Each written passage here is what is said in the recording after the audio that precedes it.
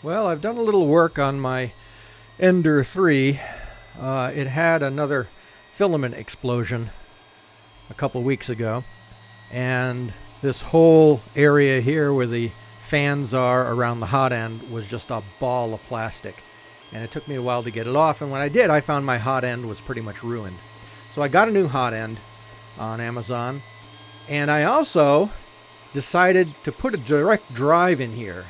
Printer Mods makes this really easy kit that allows you to create a direct drive and bypass that massive Bowden tube, which I thought was really the culprit in all this.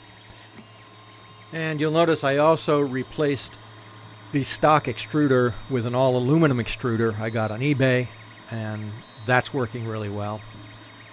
The hot end replacement was really involved because I had to take apart the CPU, basically the box it comes in, and snake all this wire back through, and then I had to re-solder some connections because the new connectors didn't quite fit. So that was a pain in the butt. But I've got a new hot end, a new extruder, and a direct drive, and the print on this, it looks like it's injection molded. I mean, it's just so smooth. I'm really impressed with the quality of it. Very happy with it.